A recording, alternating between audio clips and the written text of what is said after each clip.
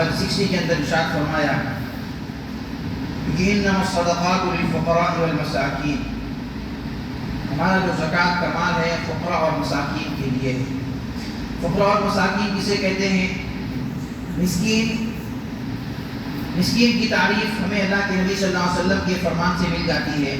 آپ نے فرمایا لیس المسکین الذی یطوف علی الناس ترده اللقمة واللقمتان والتمرة والتمرتان ولكن المسکین الذی لا یجد غنی یغنی، یعنی آپ نے فرمایا مسکین وہ نہیں ہے جو لوگوں کے گھروں کا چکر کاٹتا ہے، یہ کہ اسے لوگ ایک لقمہ یا دو لقمہ دے دیں، ایک کھجور یا دو کھجور دے دیں۔ یعنی اللہ کے نبی صلی اللہ علیہ وسلم نے مسکین کے بارے میں بتایا مسکین اصل میں کون ہے۔ اسے مسکین کہتے ہی نہیں ہے جو لوگوں کے گھروں جا کر کے چاہے لوگوں سے سوال کرے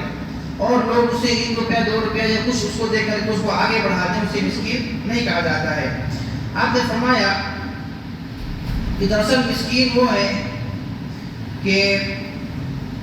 جس کے پاس اتنا مال نہیں ہے جو اسے بے نیاز کر دے، یعنی مال تو ہے لیکن اتنا مال اس کے پاس نہیں ہے جو اس کے اپنے گھر کے خرچے کے لیے کافی ہو جائے۔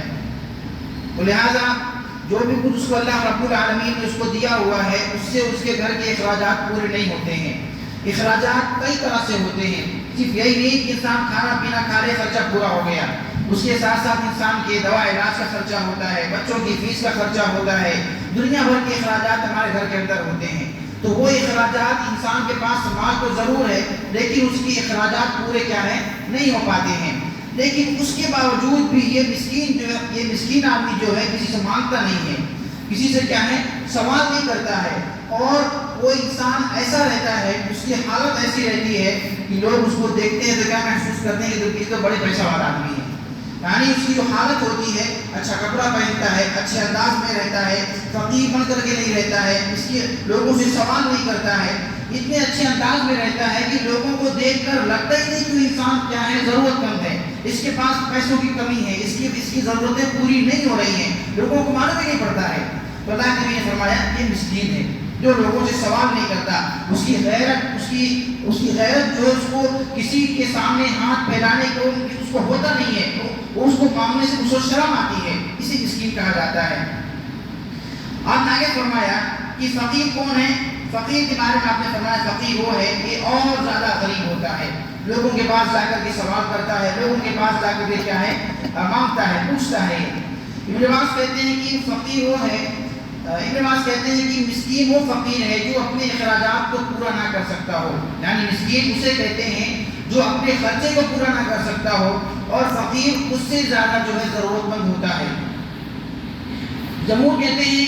کہ مسکین وہ ہے جس کے پاس مال تو ہے لیکن اتنا نہیں ہے جو اسے کافی ہو جائے، اور فقیر وہ ہے جس کے پاس اصل تو کچھ بھی نہیں ہے لیکن وہ جو ہے لوگوں سے سوال کرتا ہے، لوگوں سے مانگتا ہے۔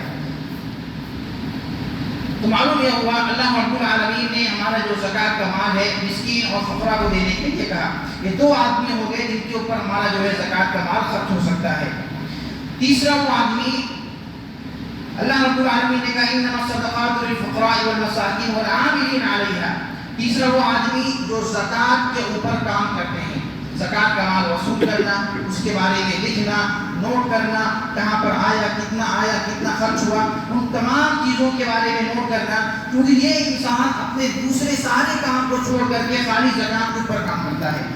اس کا جو دوسرا کام ہوتا ہے اس کو چھوڑ دیتا ہے اور چھوڑ کر کے جو ہے وہ زکوٰۃ کے اوپر آ کر کے سارا کام کرتا ہے۔ جب ظاہر سی بات ہے انسان اپنا دوسرا سارا کام چھوڑ کر کے اسی پر آ کر کے کام کر رہا ہے، اپنے دن رات کا جو بھی ٹائم ہے وہ اسی پہ خرچ کر رہا ہے، تو اللہ رب العالمین نے کہا پھر زکوٰۃ کا مال اس کو بھی دیا جائے گا، کیونکہ اس کے اپنے اخراجات ہیں، اس کے گھر کے خرچے ہیں، اگر اس کو زکوٰۃ کے مال میں سے نہیں دیا جائے گا اس کا خرچہ کہاں سے پورا ہوگا؟ کیونکہ انسان دوسرا کوئی کام نہیں کر رہا ہے، دوسرا کوئی جاب نہیں کر رہا ہے، اپنا سارا سب کچھ جو ہے زکوٰۃ کے اوپر وہ اپنا ٹائم لگا رہا ہے، تو اللہ رب العالمین نے کہا اس کو بھی جو ہے زکوٰۃ کے مال سے خرچہ دیا جائے گا۔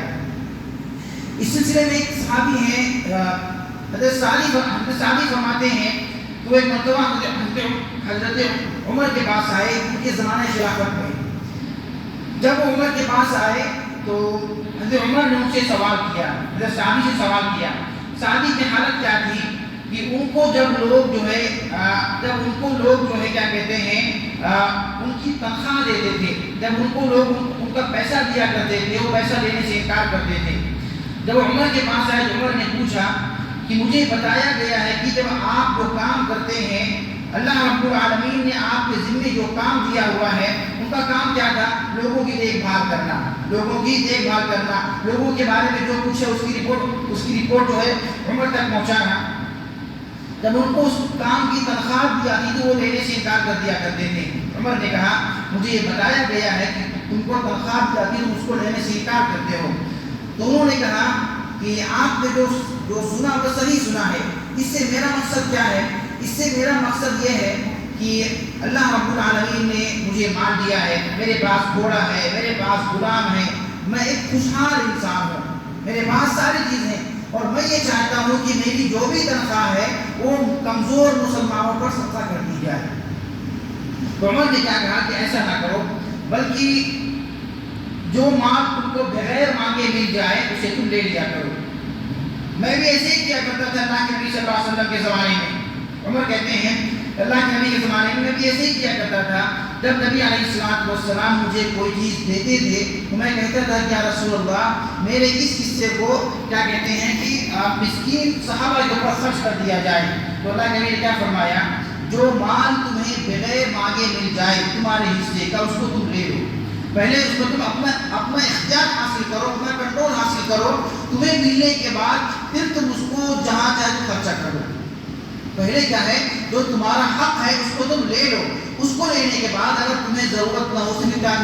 کیا کرو؟ لوگوں پہ خرچ کر دو۔ نبی علیہ السلام نے جو ہے اپنا حق لینے کے لیے کہا، اور اگر آپ کو ضرورت نہیں ہے آپ اسے اختیار ہے، آپ اسے خرچ کر سکتے ہیں۔ اور شریعت مطہرہ کے اندر کچھ ایسے مالدار ہیں کہ جنہیں شریعت مطہرہ نے زکوٰۃ کا مال لینے کا حکم دیا ہے۔ مالدار غریب تو ہے ہی ہیں، کچھ ایسے مالدار ہیں 5 طرح سے کہ شریعت مطہرہ کے اندر کہ وہ جو ہے زکوٰۃ کے مال میں سے لے سکتے ہیں۔ نمبر 1، آپ نے فرمایا کہ کسی مالدار آدمی کے لیے زکوٰۃ کا مال جائز نہیں ہے سوائے 5 آدمی کے۔ پہلا آدمی کون ہے؟ وہ آدمی جو اللہ رب العالمین کے راستے میں جہاد کرنے والا آدمی ہے، اپنا سارا کام چھوڑ کر کے اللہ رب العالمین کے کلمے کو بلند کرنے کے لیے اپنا سارا ٹائم صرف کر دے رہا ہے۔ ظاہر سی بات ہے اس کے گھر کا خرچہ ہے، اس کے گھر کے اخراجات ہیں۔ اللہ رب العالمین نے کہا کہ اس کو بھی جو ہے زکوٰۃ کے مال سے دیا جائے گا، اگرچہ وہ جہاد کرنے والا آدمی کتنا ہی مالدار کیوں نہ ہو، اس سے غرض نہیں ہے، اس کے پاس گاڑی ہے، بنگلہ، اس سے مطلب نہیں ہے۔ اگر وہ اللہ رب العالمین کے کلمے کو بلند کرنے کے لیے اللہ کے راستے میں جہاد کر رہا ہے تو کیا ہے؟ اس کو بھی زکوٰۃ کے مال سے دیا جائے گا۔ نمبر 2، زکوٰۃ وصول کرنے والا، جسے کبھی کہا گیا کہ زکوٰۃ وصول کرنے والا آدمی وہ کتنا ہی مالدار کیوں نہ ہو، اپنا سارا کام چھوڑ کر کے زکوٰۃ کے اوپر وہ کام کر رہا ہے تو اس کو بھی زکوٰۃ کے مال سے دیا جائے گا۔ نمبر 3، ایک ایسا آدمی جو قرض کے اندر ڈوبا ہوا ہے، وہ آدمی جو ہے قرض کے اندر ڈوبا ہوا ہے، اس کو انسان اچھا کھاتا ہے، اچھا پہنتا ہے، لیکن اس کے پاس اتنا مال نہیں ہے جس سے اپنے قرض کو ادا کر سکے، تو شریعت نے کہا اس کو بھی جو ہے زکوٰۃ کے مال سے دیا جائے گا۔ نمبر 4، وہ مالدار آدمی جو صدقے کو اپنے مال کے ساتھ خریدے۔ مثال کے طور پہ کہیں پر زکوٰۃ کا مال آیا، صدقے کا مال آیا، اس میں سے کچھ چیز جو ہے لوگ سیل کر رہے تھے، لوگ جو ہے بیچ رہے تھے، اس میں سے اب ایک مالدار آدمی جاتا ہے اس زکوٰۃ کے مال کو جو سیل کیا جا رہا، جو بیچا جا رہا تھا، اس میں خرید لیتا ہے، وہ خرید کر کے اس کو اپنے مال میں کیا ہے ملا دیتا ہے۔ تو خریدنے کے بعد کیونکہ یہ مالدار آدمی تھا، وہ زکوٰۃ کے مال کو خریدتا ہے اور خرید کر کے پھر اس کو استعمال کرے، کوئی حرج کی بات نہیں ہے۔ اور نمبر 5، ایسا آدمی یعنی ایسا آدمی جو مسکین آدمی ہے، اس کے اوپر زکوٰۃ کے مال کو صدقہ کیا جاتا ہے، اس کو زکوٰۃ کا مال دیا جاتا ہے، اور وہ مسکین آدمی وہ صدقہ لینے کے بعد اس کا کوئی پڑوسی مالدار ہے۔